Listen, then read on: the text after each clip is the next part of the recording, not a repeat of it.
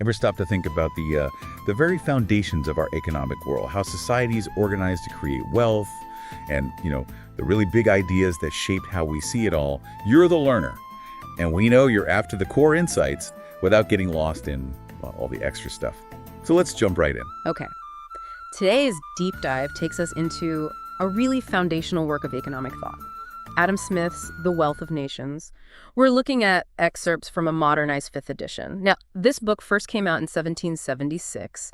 Just try to picture that time period for a second. Right. I mean, these ideas were being debated alongside thinkers like Mercier de la Rivière, Sir James Stewart. Yeah. You had the growing tensions in the American colonies, things like the non-importation agreements, the Boston Massacre. The Boston Tea Party was just around the corner. Exactly. And even earlier figures like Charles Davenant were part of that whole economic conversation. It's quite the backdrop. It really is. Yeah. And our goal here isn't to, dissect every single sentence of this huge book. That would take forever.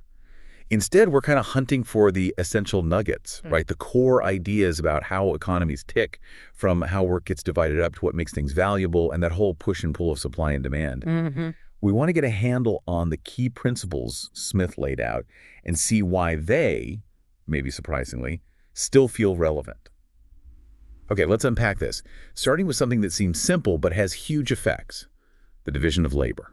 Yeah, and what's really striking, I think, is Smith's observation here, this incredible engine of productivity, the division of labor, which he says leads to universal opulence. Well, it doesn't come from some grand human plan. Not from wisdom, he says. No, not from wisdom. He argues it emerges from something much more basic. A natural human propensity to truck, barter, and exchange. This, innate drive to trade things. And he says that's unique to humans. Right. That's his argument. Yeah. He points out that even animals that cooperate, maybe like wolves hunting packs, they aren't consciously swapping roles or dividing the spoils in the way humans do through trade. Right. And he illustrates this so well comparing, say, a carpenter in the countryside who has to do everything. Jack of all trades, literally. Yeah. Versus specialized workers in cities. He gives that great example of, imagine trying to survive just making nails in the remote Scottish Highlands. Huh. You'd have a mountain of nails. Exactly. Right. But no one to sell them to. There's just no market. It really highlights how crucial the ability to exchange is for specialization to even happen. Precisely. Smith uses that butcher, brewer, and baker example. The butcher has meat, wants beer and bread, but if the brewer and baker don't need meat right then, or don't have surplus beer and bread, well, the trade stalls. And the specialization doesn't yield its full benefit. Right. And this ties straight into capital accumulation. Smith says, look, you need some stuff stockpiled, first food, materials, tools, before you can really start dividing labor effectively. Ah, okay. More specialization means you need more upfront resources. Exactly. More provisions, more materials, better tools, often. Okay, so this trading instinct fuels specialization, which boosts production massively. Got it. Now, how do we actually figure out what something's worth in these trades? This brings us to Smith and labor as the real measure of value. This is such a core point for him. We tend to think in terms of money, obviously. How many dollars, how many pounds? But Smith says underneath all that, the real measure of a commodity's exchangeable value is the amount of labor it commands. What it lets you buy in terms of someone else's effort. Yes. Essentially, what toil and trouble it can save you or impose on others. That's the fundamental value. But he knew it wasn't simple, right? Comparing different kinds of labor, an hour of ditch digging versus an hour of, intricate watchmaking. Absolutely. He acknowledges that completely. You've got differences in hardship, the dexterity and ingenuity needed, the time it took to learn the skill, all of that. So how does that get sorted out? He basically says the market does it through what he calls higgling and bargaining. It's not perfect, but buyers and sellers make these rough adjustments. So labor is the bedrock, but the price you actually see is hammered out in the marketplace. And that's where the distinction between real and nominal price comes in. Exactly. The real price is that command over labor. The nominal price is just the price in money, gold, silver, whatever. Okay. At any given moment, they might move together. But over time, the value of money itself can change, think inflation, deflation. So Smith argues labor is the more stable, long-term measure. And what about coins, gold and silver? They obviously made trading way easier than just bartering. Oh, definitely. And he talks about that too, how the face value of a coin, the value set by the government, could sometimes drift away from the actual market value of the metal in it. Like if the silver in a coin became worth more melted down. Precisely. He uses examples like copper pennies or the gold-silver ratio in Britain at the time to show how regulations and just, well, market realities could cause these divergences. Got it. So value links back to labor, but money is the practical tool we use. Okay, now let's follow the money. Where does the price of something actually go? Smith breaks it down into three parts: wages, profit, and rent. Yes, this is really his framework for understanding income distribution. He argues that the price of pretty much any commodity ultimately resolves itself into these three components. Wages for the workers Profit for the capital invested. and rent for the landowner. Right. And he scales this up too, saying the entire annual produce of a country gets distributed among everyone as wages, profit, or rent. He does mention simpler societies, though, where it might look different, Yeah. like a farmer working his own land with his own tools. Good point. Yes, he acknowledges that in what he calls an early and rude state of society, rent and profit might seem confounded with wages. It looks like one income. But the components are still there, implicitly. They are. His labor is earning wages, his simple tools are yielding a profit, and his land use has a rental value. As society gets more complex and specialized, these three streams become much clearer and usually go to different people.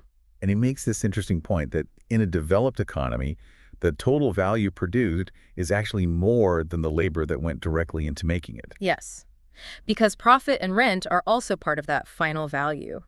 This surplus, how it's divided between the industrious, the workers and investors, and those he might see as idle, well, that division really affects how fast the economy grows. Fascinating.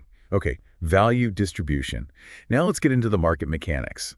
Smith talks about natural price versus market price. What's the deal there? Think of natural price as like the baseline cost. It's the price that's just enough to cover the ordinary rates of wages, profit, and rent needed to bring that good to market. Your long-run equilibrium price, sort of. Including a normal profit. Including a normal profit, right, the cost of production, basically. Now, market price is the actual price you see day to day. And that's set by supply and demand. Pretty much. It depends on the quantity actually brought to market versus what Smith calls the effectual demand. That's not just anyone who wants it, but those who want it and are willing and able to pay the natural price. Okay, so the market price can bounce around. Shortage, price goes up, glut, price goes down. Exactly. But Smith says there's this gravitational pull. If the market price goes way above the natural price, producers see an opportunity. Makes sense. More people jump in or existing ones produce more. Right. Supply increases, and that pushes the price back down towards the natural level. And the reverse happens if the market price feels too low. Producers cut back, supply shrinks. And the price tends to rise back up. Yeah. So there's this self-correcting tendency, always pushing the market price towards the natural price in the longer run. Right. Okay, let's drill down on one of those components, wages. Smith had some, well, pretty blunt observations about how wages get set. He did. He was quite clear about the power imbalance usually between masters or employers and workmen. Well, employers are fewer. It's easier for them to combine formally or informally to keep wages down. He even noted that the laws back then often explicitly forbade worker combinations, but were silent on or even supportive of masters combinations. Plus, employers usually have more savings, right? They can hold out longer in a dispute. That too. They have greater financial reserves. It puts workers at a disadvantage in negotiations. Seems a bit bleak for workers then. But didn't he also say there's a floor, a minimum wage level? Yes, he did. A crucial point. He argued wages can't stay below a certain subsistence level for long. Workers need enough to live on and, crucially, enough to raise families to supply the next generation of labor. The continuation of the workforce. Exactly. And he also ties the demand for labor directly to the funds employers have available, their surplus revenue and their accumulated capital or stock. And he saw big differences depending on the economy, like comparing North America then to, say, a declining nation. Oh, huge differences. In a booming place like the American colonies with lots of opportunity, he observed high wages, fast population growth. Children were even seen as an asset, future labor. Whereas in a stagnant economy, You'd see the opposite. Low wages, unemployment, fierce competition for even lousy jobs. He also observed that wages could vary a lot place to place, much more than the price of basic food, which tended to be more stable geographically. interesting. Okay, moving to the second piece, profits of stock or capital. Smith is careful here. Profit isn't just a salary for running the show, is it? No, he's very clear on that. He separates profit from the wages of inspection and direction. Profit, he says, is related to the value of the capital you put in, not just your management effort. Can you give an example? Yeah, he imagines two manufacturers, same number of workers, maybe similar management effort, but one has invested vastly more in machinery, materials, etc. Their expected profit will be much higher, reflecting that larger capital investment. Okay, that makes sense. It's a return on the investment. Precisely. He also notes that sometimes trades that are disagreeable or maybe seen as a bit disreputable, he mentions butchers, innkeepers might command higher profits to compensate for those non-monetary downsides. Like hazard pay, almost, or maybe unpleasantness pay. What about profit trends over time? He suggests that as a country's total capital stock grows, competition heats up among businesses, which tends to push the rate of profit down. So lower margins. Lower margins, yeah. But he'd add, even with lower rates, a much larger amount of capital being employed can still mean massive overall economic growth. Gotcha. And the final piece, rent of land. How does that fit in? Rent, for Smith, is basically what's left over from the price of farm produce after you've paid the normal wages and the normal profit on the capital used in farming. So it's like a residual. In a way, yes. He argues that the most fertile land, or the land closest to market, sets the benchmark. Rent on less good land is determined relative to that best land. And demand matters here too, right? Oh, absolutely. If demand for something like meat goes up because the country is getting wealthier and more cultivated, the price of meat might rise. That then allows for higher rent to be paid on the land used for grazing. He gives the example of Highland cattle prices rising after the union with England opened up bigger markets. Ah, okay, so rising demand for the product can pull rents up. Definitely. And in special cases, like land uniquely suited for valuable vineyards where supply is really limited and demand is high, rent can be way above the norm for other types of farmland. So rent depends on land productivity and product demand. Okay, shifting gears slightly, the tools. Money and capital. Smith makes a key distinction here. Yes, between circulating capital and fixed capital. Circulating capital is stuff used up quickly or turned over in trade. Think of a shopkeeper's inventory or raw materials. And fixed capital. That's the long-lasting stuff. Machinery, tools, buildings, things that aid production over time. And where does money fit? Money, he says, is part of the circulating capital. But he makes this really interesting point. Maintaining the supply of money, gold and silver coins back then, actually uses up valuable resources. It's a cost. Huh, how so? Because that gold and silver could be used for other things, making jewelry, exporting it to buy goods.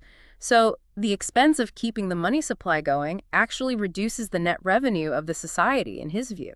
That's a subtle point. Money isn't free. It has an opportunity cost. And how does society get more capital? Through parsimony, he calls it. Saving, essentially. When people save instead of spending everything, that saving becomes capital, available for investment in productive activities, which drives growth. And the opposite. Prodigality, wasteful spending, that eats into capital. He also clarifies that the amount of money available to be lent out at interest isn't about the total amount of gold and silver in the country. What does it depend on then? It depends on how much of the annual produce, destined to be capital, the owners don't want to manage themselves and prefer to lend out. It's about the supply of loanable funds, not just the money supply itself. Okay. Now, just as we start to wrap up this dive into Smith, he does touch on government getting involved, sometimes messing with what he calls natural liberty in the economy. He does. It makes you think about today, doesn't it? Yeah, like when he talks about the statute of apprenticeship rules about who could work in certain trades. Are there echoes in modern licenses or maybe even high education costs acting as barriers? It's a really relevant question. Smith saw those apprenticeship rules, which often required years of training, as restricting the free flow of labor. They limited competition, potentially hurting efficiency. Less flexibility. Right. And he pointed to other things, too, like the poor laws and settlement rules that basically tied poor workers to specific parishes, again, hindering mobility. Yeah.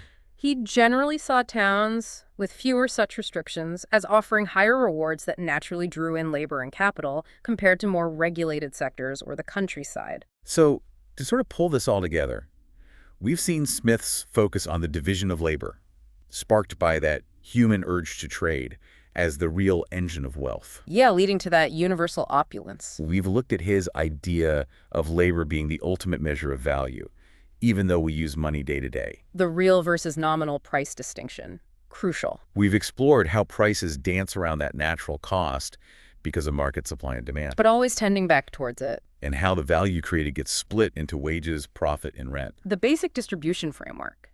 It's really remarkable how these core ideas laid out over 2 centuries ago still give us such a powerful lens for looking at economies today. Absolutely. And maybe that leads to a final thought for you, the learner. Take these concepts, a vision of labor, value, market forces, distribution, and think about how they play out right now in the digital economy, say, or in global supply chains. Mm. Are the underlying principles the same? Are there surprising parallels to what Smith saw? Or are things fundamentally shifting in how wealth gets made and shared in the 21st century? That's a great question to ponder.